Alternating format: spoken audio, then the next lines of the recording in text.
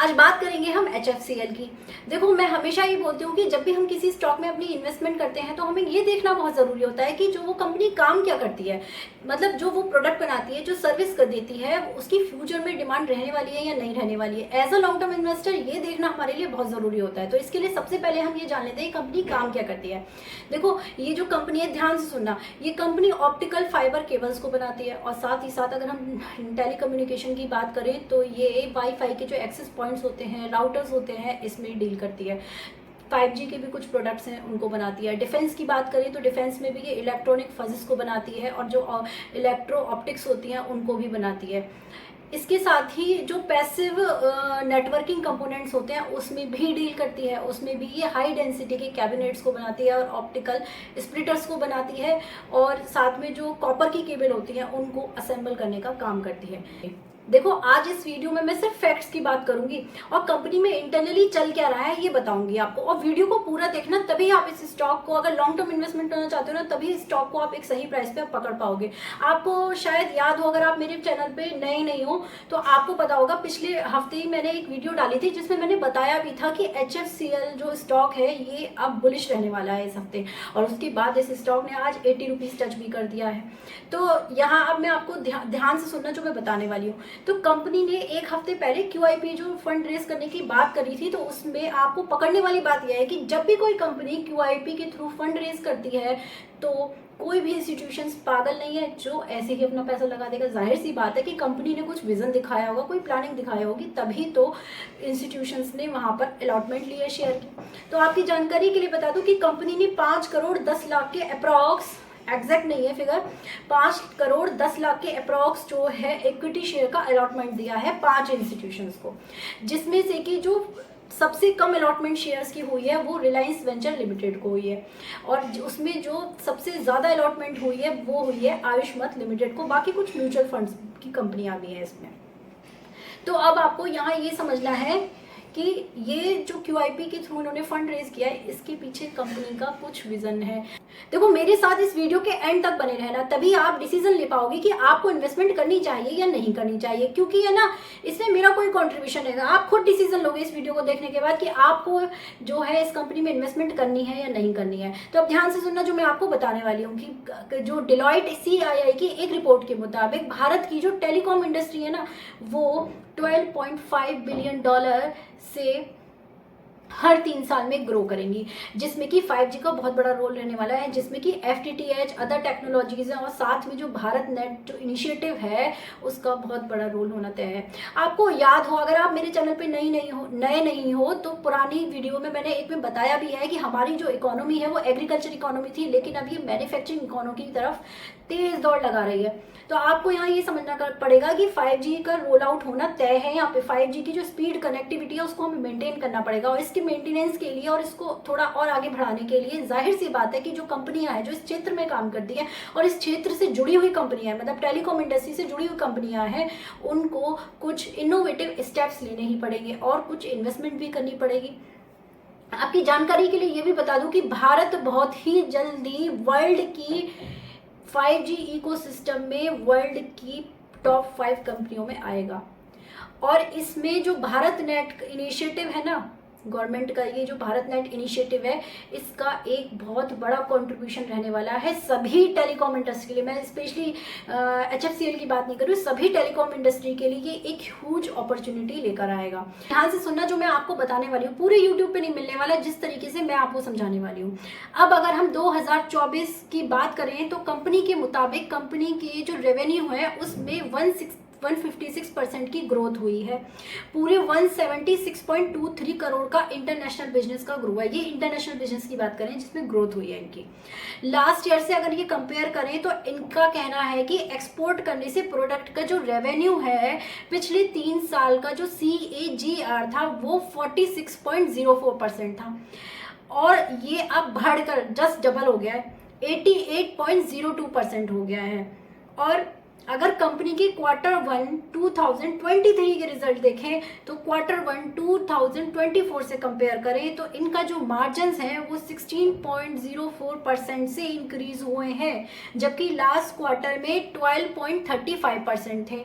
और इसकी कुछ वजह ही रही होगी, जाहिर सी बात है। इसकी वजह यही थी कि इन्होंने एक्सपोर्ट पर फोकस किया और जो प्रोडक्ट है इन्होंने खुद ने डिज़ाइन किए, इनका कहना है, और इनके कुछ खुद के ही IPRs हैं। और साथ ही साथ इन्होंने जो एक्सपोर्ट पर फोकस किया है, इसी वजह से ये अब आगे भी इसी चीज़ पर काम भी करने वाले हैं ताकि कंपनी का और ज़्यादा रेवेन्यू जनरेट हो। तो यहाँ आपको समझना पड़ेगा, कंपनी के पास जो QIP फंड रेस किया है तो इसका अपना खुद का कुछ विजन है। और भी आगे बातें बताने वाली हूँ, अब ध्यान से सुनना। अच्छा, एक बात नोटिस करने वाली यहाँ पर ये है कि इन्होंने जैसा बोला कि इंटरनेशनल बिजनेस के रेवेन्यू में इंक्रीमेंट हुआ है, और साथ ही इन्होंने ये भी मेंशन कर दिया कि भाई मार्जिन इंक्रीज हुए इनके। तो आपको ये समझना पड़ेगा कि हो सकता है अब कंपनी, क्योंकि मार्जिन इंक्रीज हुए इनके, तो अब हो सकता है एक्सपोर्ट पर ज़्यादा फोकस करेगी ये कंपनी। अब एक बात और बता दूं आपको, अभी इसी फाइनेंशियल ईयर की बात कर रही हूँ 24 के लिए, कि इन्होंने एक कंपनी से हाथ मिलाया है, पार्टनरशिप की है मतलब, और वो कंपनी है डिफेंस PSU में से एक है, भारत की सबसे बड़ी, जिसका नाम है बेल, भारत इलेक्ट्रॉनिक्स लिमिटेड। आपने इसका नाम अच्छे से सुना होगा। इसके साथ कोलैबोरेशन किया है, और ये कोलैबोरेशन का जो एम है वो एम ये है, इसका ऑब्जेक्टिव ये है कि अब नई टेक्नोलॉजी को लाया जाए और टेक्निकल सॉल्यूशन प्रोवाइड किए जाएं। अब यहाँ पर ये है कि इनका मानना ये है कि ये जो सर्विस और नई टेक्नोलॉजी आएगी तो इसमें सबसे ज़्यादा जो फोकस रहेगा, इनका जो मेन पर्पस रहेगा वो रहेगा डिफेंस सेक्टर के लिए, रेलवे के लिए, और साथ ही साथ टेलीकॉम इंडस्ट्री के लिए।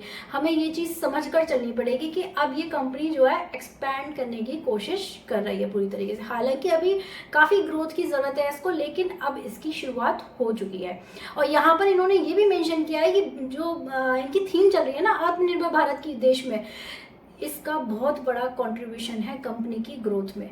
अच्छा, ज़्यादातर कंपनियों की एनालिसिस करते वक्त मुझे यही लगता है कि सरकार जो है बहुत स्ट्रांग है, देश हमारा तरक्की कर रहा है। अब कंपनी का ये भी कहना है, ये अभी रिसेंट की अपडेट दे रही हूँ मैं आपको, कंपनी का ये भी कहना है कि अब ये जो इनका ऑब्जेक्टिव है वो ये है कि जो वाईफाई के एक्सेस पॉइंट्स होते हैं उसमें ये टॉप 5 में आए, और आने वाले 3 सालों में ये जो अनलाइसेंस्ड होते हैं ना, अनलाइसेंस्ड बैंड रेडियो प्लेयर, उसमें वर्ल्ड में टॉप 5 में आना चाहती है कंपनी। और साथ ही साथ आपको ये भी बता दूं, अब ध्यान से सुनना, इनका मतलब क्या है। यहाँ पर आपको समझना ये कि कंपनी में रुकना कितना है, आपको समय कितना देना है। ये as a long term investor हमें तो ये देखना पड़ेगा ना कि हमें कितना रुकना है कंपनी में। तो कंपनी ने क्लियर कर दिया है यहाँ पर कि 3 इयर्स इनको लगेंगे वर्ल्ड की टॉप 5 कंपनीज में आने में। तो हो सकता है हम 4 साल का समय ले लेते हैं, हो सकता है 4 साल में अगर यहाँ से 3 या 4 गुना भी हमारा पैसा हो जाता है तो हम अपने उसमें से इन्वेस्टमेंट निकाल के बाकी छोड़ देते हैं मल्टीप्लाई होने के लिए, लिव इट।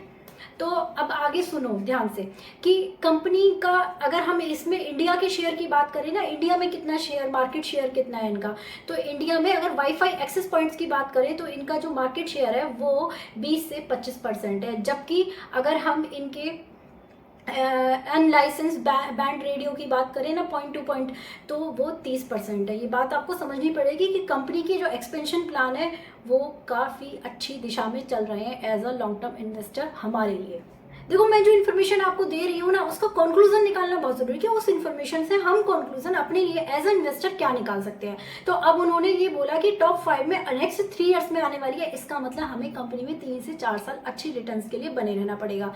और यहाँ पर है ना, अब जो मैं आपको बात बताने वाली हूँ उसको ध्यान से सुनना, उसका भी एक कंक्लूजन आपको निकाल कर दूंगी। कंपनी कुछ प्रोडक्ट्स को डेवलप कर रही है 5G नेटवर्क के लिए, और उन प्रोडक्ट्स के नाम मैं आपको बता देती हूँ। Next generation 5G fixed wireless access cloud based network management system, 5G radio access network, 5G transport, 5G fixed wireless access customer premises equipment management and solution for 5G autonomous network operations. और ये जो company का जो लक्ष्य है ना, इसको commercially available कराने का, इन सभी प्रोडक्ट को डेवलप कर रही है और इन सभी प्रोडक्ट को करंट फाइनेंशियल ईयर में मार्केट में उतार देगी। और इनका एक लक्ष्य ये भी है कि कंपनी 2030 तक इन सभी प्रोडक्ट को पूरे वर्ल्ड वाइड, मतलब कि पूरे विदेश तक, मतलब उसको फैला देगी, मतलब एक्सपेंड कर देगी। ये बात आपको समझनी है कि इस साल करंट ईयर में भी ये लोग इस प्रोडक्ट को मार्केट में अवेलेबल करा रहे हैं, तो इसका मतलब ये है कि यहाँ आप 1 साल 1.5 साल के लिए एक शॉर्ट पोजीशन भी बना सकते हो। ये बात आपको समझनी पड़ेगी। और कंपनी ने ये भी कह दिया है कि कंपनी जो है इन प्रोडक्ट्स को डेवलप करने के लिए जो फैसिलिटीज़ चाहिए होती हैं उनकी जुगाड़ लगाने में जुट चुकी है, उस पर काम शुरू कर चुकी है। यहाँ पर है ना, समझने वाली बात यह है कि पूरा कंक्लूजन ये है कि अब इनके जो मार्जिन है वो इंक्रीज होंगे और प्रॉफिट इंक्रीज होगा, क्योंकि कंपनी अब नए प्रोडक्ट बना रही है और 2030 तक कंपनी पूरे विदेशों तक, मतलब वर्ल्ड में अपने बिजनेस को एक्सपेंड करने की सोच रही है। जैसा कि इन्होंने पहले भी बताया कि एक्सपोर्ट करने की वजह से इनके जो रेवेन्यू है उसमें ग्रोथ देखने को मिली थी इनको एक अच्छी, और मार्जिन भी इंक्रीज हुए थे। तो अब जाहिर सी बात है जो नए प्रोडक्ट बनाएगी उनको भी ये आगे जब डिलीवर करेगी तो इनकी मार्जिन इंक्रीज होंगे, मतलब एक्सपोर्ट करेगी। और इसका एक कारण ये भी है, समझने की कोशिश करना कि कंपनी जो ये कह रही है, कंपनी ने ये भी मेंशन किया है कि कंपनी जो है जो प्रोडक्ट बनाएगी अब वो इंडिपेंडेंटली खुद डेवलप कर रही है कंपनी, और खुद बना रही है, मैन्युफैक्चर खुद कर रही है, इसलिए अब इनके मार्जिन इंक्रीज होने तय है और प्रॉफिट इनका तय है। एज अ इन्वेस्टर हमें तो प्रॉफिट से मतलब है ना, हम अपना प्रॉफिट देंगे as a long term investor. तो आपको यहाँ समझना है कि कंपनी में, मुझे तो एनालाइज करने के बाद यही समझ में आ रहा है कि इस कंपनी में मुझे अभी बने रहना है, क्योंकि टेलीकॉम इंडस्ट्री बूम करने वाली है, मुझे ऐसा फील होता है। आपका क्या सोचना है इस कंपनी के बारे में, आप भी मुझे कमेंट सेक्शन में कमेंट करके ज़रूर बताना। अब आगे सुन लो कि मैं क्या बताने वाली हूँ, और ध्यान से सुनना। कंपनी अपने ऑप्टिकल फाइबर केबल्स के प्रोडक्शन को अब बढ़ाएगी, जिससे उनके प्रॉफिट में और ज़्यादा अच्छी ग्रोथ देखने को मिले। और आपकी जानकारी के लिए बता दूं कि इस कंपनी की जो क्रेडिट रेटिंग है वो भी अपग्रेड कर दी गई है। वो A2 पॉजिटिव थी और अब A1 पॉजिटिव कर दी गई है। ये बात आपको समझनी पड़ेगी। कंपनी की एनालिसिस करने के बाद मुझे समझ आ गया है कि कंपनी अब ग्लोबली अपने इंटरनेशनली अपने बिजनेस को जो है बढ़ाने का तेजी से काम कर रही है। और साथ में आपको ये भी बता दूं कि कंपनी जो अपने प्रोडक्ट पोर्टफोलियो को बना रही है ना, वो उसी तरीके से काम कर रही है। कंपनी ने खुद ने बताई है ये चीज़ कि वो अपने एज पर इंटरनेशनल स्टैंडर्ड के हिसाब से अपने प्रोडक्ट पोर्टफोलियो को मैन्युफैक्चर कर रही है, उसको डिज़ाइन कर रही है। ये बात आपको समझनी पड़ेगी कि कंपनी का फ्यूचर मुझे ब्राइट दिख रहा है। एज अ इन्वेस्टर मुझे ये कंपनी बहुत अच्छी लग रही है। देखो, अगर मैं ऑर्डर बुक की बात करूँ ना, इनकी ऑर्डर बुक की जो वैल्यू है करंट में 6,000 करोड़ रुपए को पार कर चुकी है। अब बाकी जो ऑर्डर की जो डिटेल है, जितने भी इनको ऑर्डर अभी तक मिले हैं उसकी स्क्रीनशॉट में लगा दूंगी, आप खुद पढ़ लेना। लेकिन मैंने आपको एक नजरिया बना दिया है, मैंने आपके सामने फैक्ट्स रख दिए हैं कि कंपनी में इंटरनली क्या चल रहा है। देखो, ये तो सभी देख लेते हैं कि मार्केट कैप कितनी है, पी रेशो कितना है, ROE कितना है, और साथ में कंपनी का रेवेन्यू, प्रॉफिट, नेटवर्थ, ये सब कैश फ्लो वगैरह सब देख लेते हैं। लेकिन मैंने आपका एक नजरिया बना दिया है, एक व्यू बना दिया कि कंपनी में इंटरनली क्या चल रहा है। जब तक हमें ये नहीं पता होगा कि कंपनी में इंटरनली क्या चल रहा है, तब तक हम उसके लिए अपनी लॉन्ग टर्म इन्वेस्टमेंट के लिए कोई व्यू नहीं बना सकते। आपको ये भी बता दूं कि जब भी कोई स्टॉक मल्टीबैगर बनता है ना, उसको जब हम अपने अकाउंट में देखते हैं मल्टीबैगर बनते हुए, तो ये बहुत बड़ा अचीवमेंट होता है। क्योंकि मैंने देखा है कोविड में, आप ध्यान लगाओ कि कोविड के टाइम पे मार्केट कितनी नीचे आ गई थी। वेदांता को ले लो, टाटा मोटर्स को ले लो, या किसी भी शेयर को उठा के देख लो, मैंने इतने पैसे लगा दिए थे उस वक्त पे मार्केट में, क्योंकि मार्केट, लोगों को लग रहा था मार्केट और नीचे जाएगी और नीचे जाएगी, लेकिन मुझे लग रहा था मार्केट अपॉर्चुनिटी दे रही है, एक मौका दे रही है। ऐसा लग रहा था जैसे दुबई की सड़कों पर गोल्ड पड़ा रहता है, ऐसे ही सोने जैसे शेयर नीचे गिरे हुए थे और मुझे उनमें मौका नजर आता। वेदांता को ले लो, मैंने 60 रुपए में खरीदा था। टाटा मोटर्स को ले लो, मैंने 70 रुपए में खरीदा। मैंने मल्टीबैगर बनते हुए देखा स्टॉक्स को सिर्फ 2 साल में। और मैंने इससे पहले भी काफ़ी स्टॉक्स में इन्वेस्टमेंट की है जिसको मैंने मल्टीबैगर बनते हुए देखा है अपने अकाउंट में। लेकिन मेरा तरीका ये है कि मैं सबसे पहले अपने स्टॉक में जब इन्वेस्टमेंट करती हूँ तो मैं 3 या 4 गुना जब मेरा पैसा हो जाता है तो मैं उसमें से अपनी इन्वेस्टमेंट को और प्लस जो बैंक में FD का इंटरेस्ट मिलता है उसको लेकर साथ निकल जाती हूँ सेफली। उसके बाद उस स्टॉक को मल्टीप्लाई होने के लिए छोड़ देती हूँ।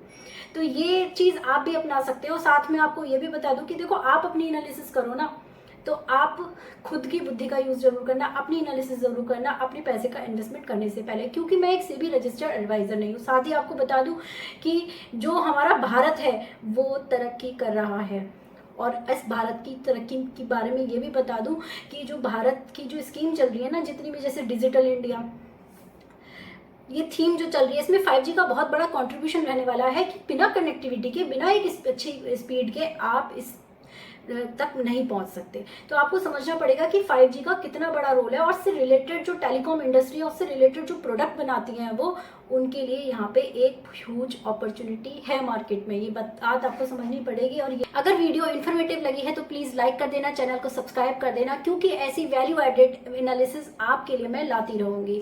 और साथ ही मैं आपको ये अभी भी बता दूँ कि आप जब अपनी इन्वेस्टमेंट करो तो प्लीज़ अपनी बुद्धि का यूज़ ज़रूर करना, क्योंकि मैं एक सेबी रजिस्टर्ड एडवाइजर नहीं हूँ। तो जल्दी मिलती हूँ आपके साथ एक नई स्टॉक की एनालिसिस के साथ, एक नए स्टॉक के साथ। और बाय बाय, टेक केयर।